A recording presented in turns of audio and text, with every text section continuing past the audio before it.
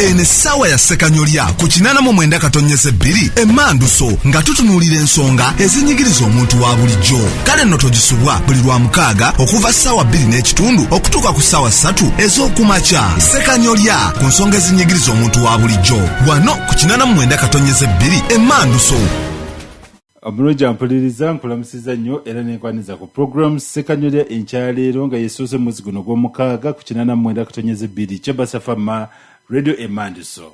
Ndi muweerezaawo Alex Nsubuga okujanjaba n'ogiteekateeka era nga nkwagaliza okuwuliriza okulungi. Sasa mwena bafunye ebizibu ebyenjawulo okuva twasamba okuwuliziganya mu programu eno ate n'okusima Katonda olwammwe abatuuse ku buwanguzi obutali bumu. Kujjukiza nti bw'oba olina ky'oyagala okwogerako nga tuyita mu programu eno, enamba y'essimu gy'oba okozesa amangu okuntuukako ekyali 0752 497 9112. Omulungi ampuliriza Ssabbiiti ewedde twatunuulidde omusirikale wa military police Private Gerald Yasin eyali yagaana okudda mu kkooti ku Buganda Road oluvannyuma lw'okugulwako emisango gy'okusangibwa n'olugave mu bumenyi bw'amateeka, era nga bwe yagaana okudda mu kkooti eno kyaviirako okusibwa kwa kizibwewe Michael Koloye eyamuyimirira.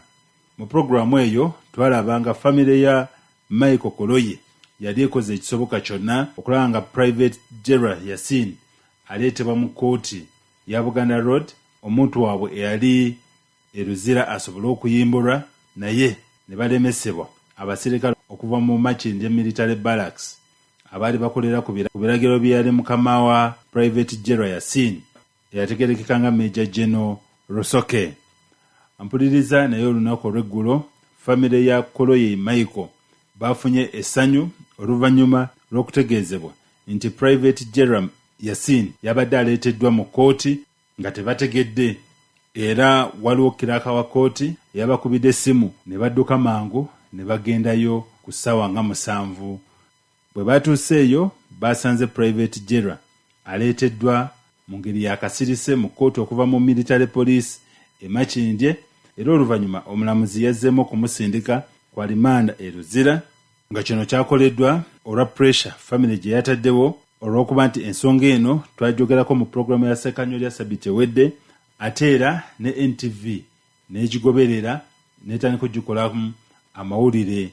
Ampuliriza omu ku mukwano gwa Koloye ng'ono musuubuzi mu katale k'e Nakasero annyonnyodde engeri omuntu waabwe gye yateereddwamu okuva e Luzira olunaku olw'eggulo. Amanyi Waswa George mukwano gwe Koloye Michael. Kakali kituukiddwako omukulu ono yali yeeyimirirwa, yali annyini musango, twagenderera ssaawa 6 ne batutegeeza nti bamulese mu kkooti. So ne tudduka mangu tulabe oba kituufu, twagenze olaba ne tumusanga mu kkooti nga bamuleese era ng'ali wali eri mu kaguli aka bulijjo mwe balina okuweesa omusango. N'akkiriza omusango, omulamuzi n'amusindika kwa limandi paka nga 14. Kakati ffe n'atuwa production warrant eri mu Luzira ne tugitwalayo, era banga omusibe waffe Michael Koloye Luzira bamutuwadde. Njagala okubeebaza nti CBS yatuyamba nnyo wamu ne NTV olw'okubanga mwatuwa platform okulaba nga ensonga zaffe tuziteeka ku mikutu gyammwe egy'amawulire, n'abanene bonna ne batuyamba ne basobola okugiraba, kuba ndowooza bano abali nabegawo omusango baali bazikukulidde n'okukulira oli omuntu yali azizza omusango. Nisebo tubasanyufu nnyo, tubeebaza. 89.2 FM. Owuliriza program Sekanyolya. Ampuliriza ebyo bwe bityo bwe biri. Mu programu yaffe eno ekyaleero tugenda kutunuulira obuzibu abantu abeeyimirira bannaabwe nga bagenda okwewola bwe basanga ennaku zino. Waliwo omukulu ono yasabye amanya ge tugasirikire, yannyonnyodde engeri banka gy'atadde envumbo ku akawunti ye oluvannyuma lw'okweyimirira omuntu yali agenda okwewola oba kiyite guaranteeing, n'afuna ssente, kyokka oluvannyuma omuntu ono n'agaana okusasula ssente ze yeewola era n'abulawo n'agenda n'ebweru. Omukulu ono agamba nti banka kyamwewunyisiza okuba nti yakutte ssente ze, ekyatuuse n'okulemesa abaana be okudda ku masomero mu lusoma luno, kubanga bwe yagezezaako okuggyayo ssente abasasulire school fees zaabadde tezisobola kuva ku akawunti eno, nga banka egamba nti zirina kuteebwa ng'amaze kuleeta munne gwe yeeyimirira. omukulu ono ayongera n'agattako nti obuzibu obulala bwasanze kwe kumanya nti waliwo omuntu omulala gwe yeeyimirira ng'agenda okuwoolebwa obukadde 8 mu bbanka era omukulu ono ssente yazisasula n'azimalayo naye oluvannyuma yeewuunya nti omuntu oyo gwe yeeyimirira ng'awoolebwa ssente ate yakozesa empapula ze zimu nga ye tategedde n'addamu n'afuna ssente endala okuva mu bbanka eno era bwe yazifuna n'abulawo kati omukulu n'agamba nti yeewunyiza ate bbanka okumukubira ng'emugamba nti omuntu gwe yeeyimirira ate ssente zaamulemye okusasula nga yalina okuzisasula nga byonna ebyakolebwa oluvannyuma byakolebwa ye talina kyamanyi. Emabegako luli waliwo munnange yali alinnyo mu by'okuzimba ebyo ng'azimba contract awo n'ayagala obusente okuva mu one of the institutions amalize obulimu bwe nva musasuli ne bankubira ne bannoonya ne mbateerako nga galanta ng'omuntu gwe balaba nti wabuvunaanyizibwa nti ye ndowooza bwe yandaba n'agamba ono mukwano gwange wabuvunaanyizibwa ajja kunkola ki anneeyimiridde nga bamuwayo obusente bwali butonotono miliyoni nga 6-7-8 awo ndowooza awo kakati kuli obwongo buŋŋamba nti gundi entogireka open bati tewali space gyo bataddewo galanting period ono sente bwanadidiza nga nteekako ng'aŋŋamba nti galanta yange nze njiwadde emyezi egyo gye yali aŋŋambye okusasiramu nga 8 nga mpandikako nti validite yange ya myezi emeka 8 kakati nga sente bagenda bazimukolaki bazimuwa ng'alina emirimu gyali akola eyo saidize eyo munda eyo ng'okutteera Masaka mu kakati bwamala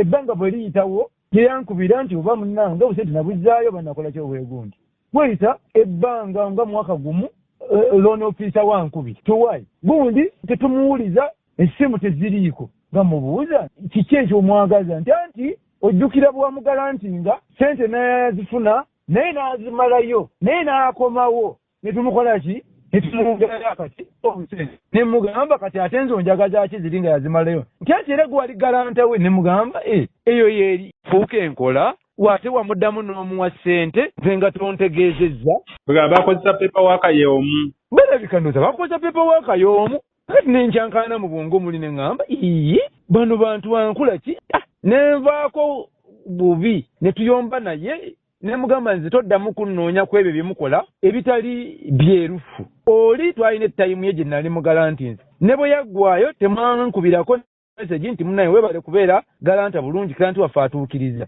kakati ate gwe n'ogenda mu maaso n'omwongera ssente nze nga sikola ki nga simanyi kati onoonyeza ki twavaawo si bulungi era ne mugamba nti nze nkuwulira toddamu kunkubira ku nsonga ezo mwe mugende mwenoonye gy'amanyi gye yakutwala nti wamusiŋŋaana ndaba mugenda mukuba ebifaananyi ng'oli ali awaka ewuwe genda omukole ki omunoonyi ekyo ne kiggwa n'enkiwona tebaddamu kunnoonya ne gye beesootingira saakola ki simanyi gye byaggwera naye tekyampisa bulungi kati oli wali wamunoonya mukwano gwange era namukubirako ne mubuuza kiki ekyaliwo naŋŋamba omanyi obusente buli bwe nammalayo ng'ate nabo bwe neetaaga n'enzirayo ne bampa obusente ne mugamba naye eyo nkola ya kintu kira mukozesa empapula ze zimu ziri nga feeza eri yaggwa kale nno ne kitansanyusa naye ne nkirekerera awo ne ŋŋamba ensi bwetyo bwetambudde ate bwayise akabanga ne wabeerewo mukwano gwange najja neera ne mugalantinga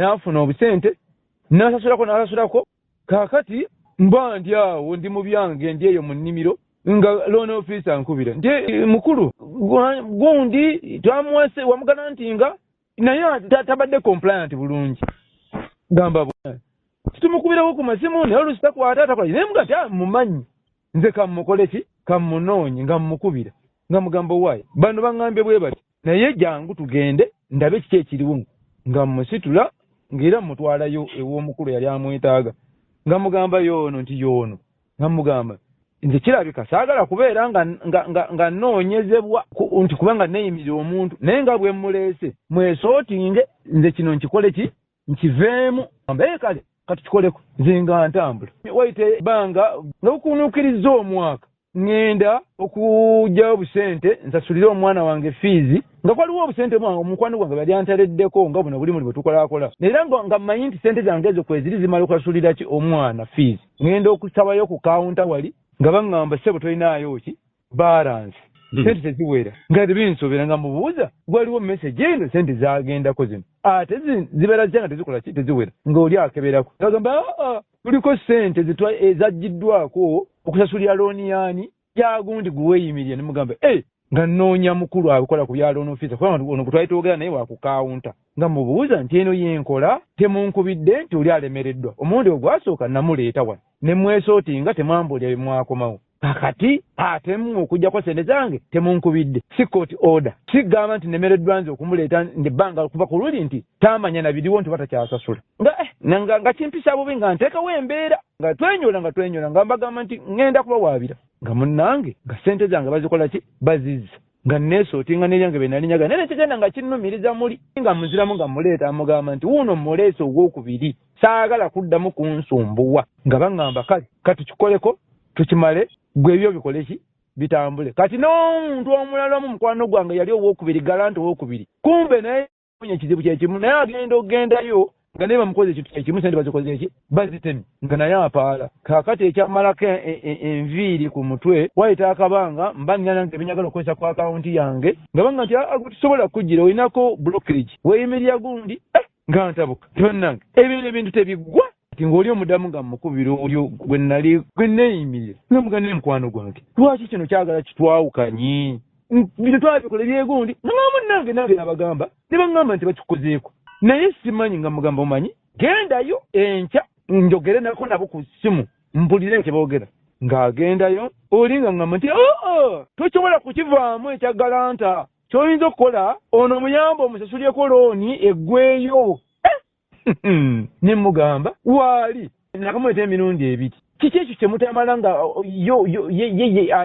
muteekewo embeera ffe tukiveemu gwafuuka musango okweyimirira egundi muneene kitampisa bulungi oluvannyuma nga baddewo nga bankubira nti kakati gundi ye eriki eri free bwe bulamu munnange bubadde bunnumya obwongo ne ŋŋamba kiki ekiri mu nsi kati okyagalantinga oba neddi nange nabivuddeko ebyobuntu bulamu nabivuddeko siyinza kubanga ndabye obunyukuto obwo obutono obubeera ku foomu ezo ze tutasoma bulungi ezo nongira bugizi omusayiningidde conditionalities ezo oluusi z'otomanya ziyinza obutakuyisa bulungi gye bujja mu maaso.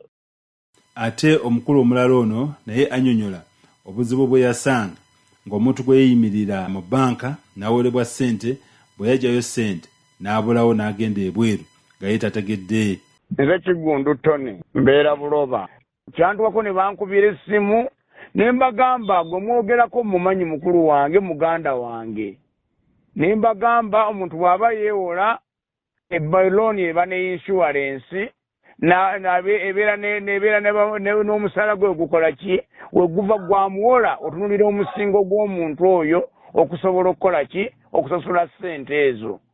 Nti nze okubeera nga ndi next of kin w'omuntu kinteeka mu position esasulira omuntu ne bwe mba nga saamanya bwe mwakwatagana naye era bwe ntyo bwe nababuuza ebibuuzo awo ne bayitawo omwezi nga gumu ne banva tebaddangamu kunkwera kuba nababuuza looni eyo yali insured, looni eyo yaliko gya omuntu w'omusingo gwe yabawa, looni eyo yaliko abaamusayiningira ku muntu bwe bagenda okubasasulanga looni banaatemanga ku musaala gwe yali mukozi wa musaala. Ne mbaga kati nze ate muŋŋamba ki mu exploiting eri ezo zonna bwe mumulemererwa okufuna ssente kitegeeza omuntu yafa looni ebimugiraiting off ne banvaako. Kati oli baamukwata ate baamukwata baamulaba yababulako teyababula ng'ali bweru wa ggwanga yababula yafuluma eggwanga. Kati n'olw'ensonga enzo waliwo ebintu ebinneewuunyisa bwewuunyisa. Kakati bw'obeeranga ggwe mu kiti ekyo ekyange ssente gw'osasula ze babanja oli. Amateeka awo gagamba gwe galanta. To grant somebody, does it constitute an obligation to pay to clear? Kati kugamba galanta alina kukola ki? Galanta obuvunaanyizibwa bwe. Kujjukiza gwe baawola. Kutuukiriza buvunaanyizibwa bwe. Nti nze ne banka, nze galanta ne banka tulina kunoonya oli gwe neeyimirira akole ki asasule. owuliriza pulogulaamu Ssekanyolya. ye omukungu mu byenfuna okuva ku ttendekero lya Makerere University Business School alabudde abantu okwewala okumala gateeka mukono ku mpapula z'omuntu agenda okwewola nga tebamwesiga oba nga tebamumanyi bulungi. Okay, nze linnya lyange Samuel Walulumba ku MOBS. Advice yange nga jempa ku nsonga eyo nti omuntu yenna nga tonaba kuyimirirawo omuntu kumugaranti nga kufuna sente zonna mu banka, omuntu oyo olina okuba nga olina enkolagana naye ate omuntu oyo ng'omumanyi ng'omwesiga, kubanga buli lw'osalawo okubeera security eri omuntu oyo ng'ate tomwesiga, bw'oba obuzibu bwe tugenda okusanga omuntu ajja kwefuulira. Jjukira omuntu waba takumanyi nnyo asobola okukola ekintu kyonna kyonna kye yandisobodde okukola, naye omuntu waba nga akumanyi kitegeeza nti ajja kuba n'entiisa eyo.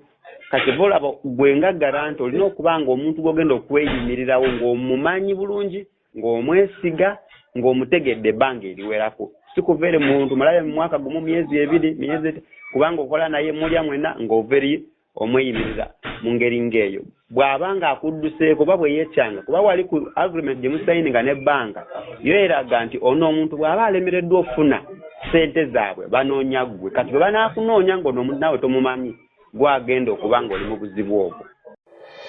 owuliriza pulogulaamu Ssekanyolya.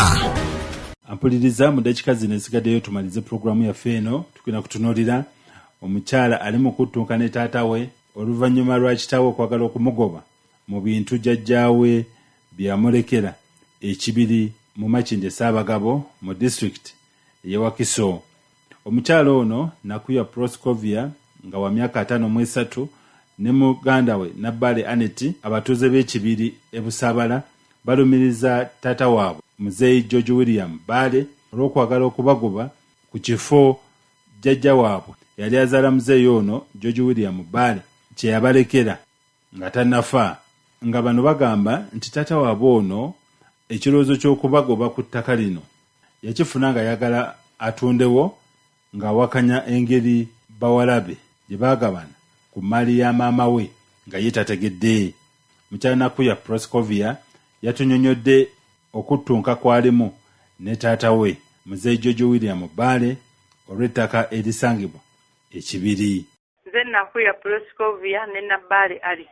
Obuzibu bwe tulina taata waffe atugoba mu nnyumba jjajja gye yatuwa wano mu katawuni ekibiri. Jjajja yatuwa 2015. Naawe mwe abazzukulu n'afa 2010 nga ate taata mwakyaliwo. Nga naye waali. Kati mwe n'abawa wano ekibiri.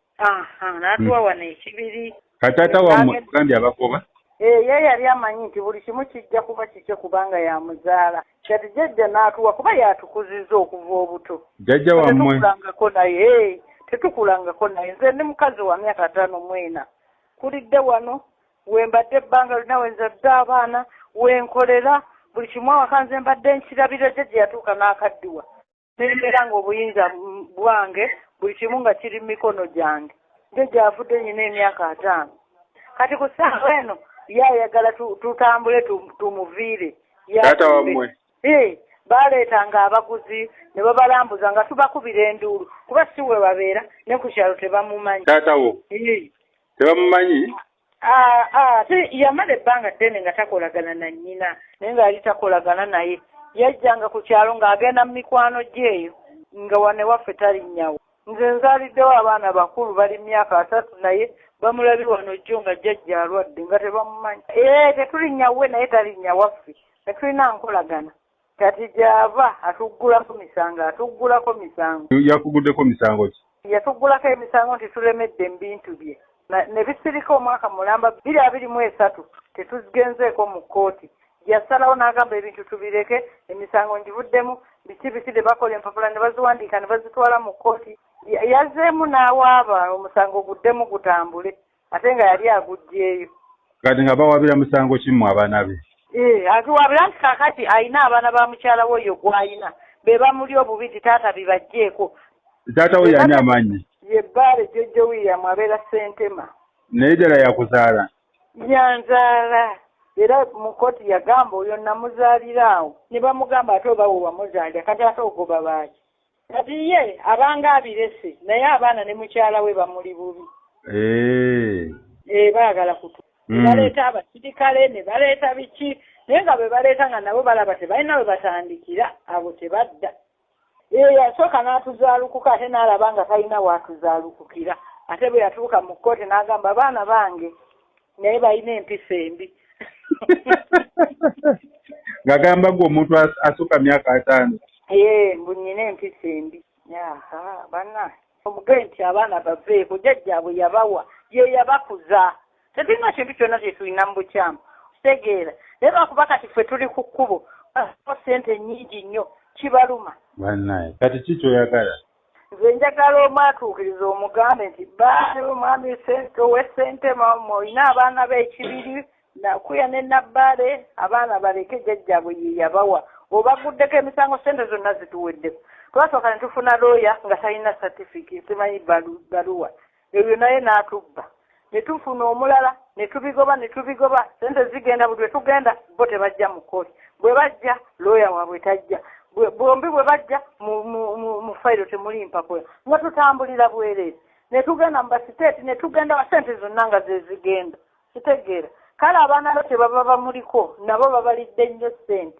kubanga kiyaga yasoma eddaame wano nga jjajja afudde jjajja yagamba eddaye mulisomerangawo nga ndi awo tebannanziika bamaze okutoolako ewaabwe batunzeewo ntoddo neewoza obusente ngenda nzidaabiza ennyumba kubanga ya myaka gyadda nenteekako amabaati amalala nengirongoosaalongoosaako kubanga eri mu kibuga kati ate bawaaba ate nga ngizimbye balaba taatawo yakulya obubi yatubuzizza emirembe taata waffe yennyini taatawo ddala awataliga nti taata waffe muto bwe mwesimba mu kooti mamange yamuwasa n'ambaga n'ebifaananyi mbizina nze mwana we ow'oku bwe muli mu kutunka ensonyi abantu bazinaabye mu maaso ayagala byaku nawe olina abaana kati nange nnyina abaana 5 era ogenda bagabirako awo ate jjajja yabawa gino emizigo egiri munda baana bange nabo be babadde bamujjanjaba n'abaana bo nabo bafuna jjajja yabawa omuzigo kati bo tebabagobaawo anti kakati wonna baba baagalawo ate kati bayinza okugoba nze ne baleka abaana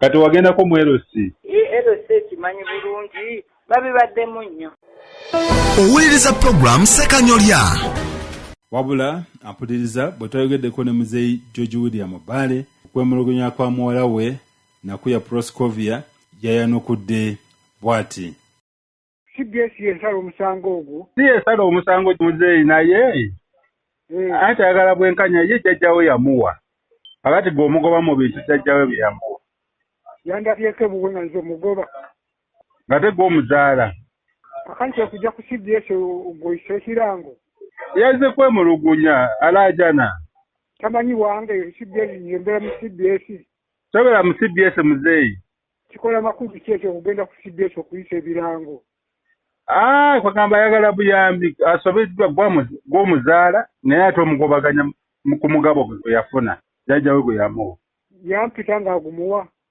nti waliwo n'ekiraamo lwaki oyingiza bintu byotomanyi anti nze kubidde kumanya ate omanye eki nakufuna ludda lw'omuzeeyi kyenkubuuza okiddemu esebo bwe nali muzaala waaliwo bajulizi ki bwe wali omuzaala muzeeyi tewali bajulizi kakati lwaki mange bwe yali amuwanga nze simanyi lwaki tebampita anti agamba biri mu kiraamo ate kiramusiriziddawa nti nazaalibwa omwana omu mange talekanga kirango ku nsi kuno sikirabanga sikiwuliranga nako anti omuwala Nakuya agamba nti gwe wali osuddewo maama wo be baamulabirira ako yakuyimbye gwani akolera ku CBS nsubuga Alex Sebo jangu naye wange wananyinyonnyole yagambye gwe wafuna omugabo ogwo maama wo gwe yakuwa kati naye jjajjawe yamuwa nze nkabala ebintu bya mange n'omwana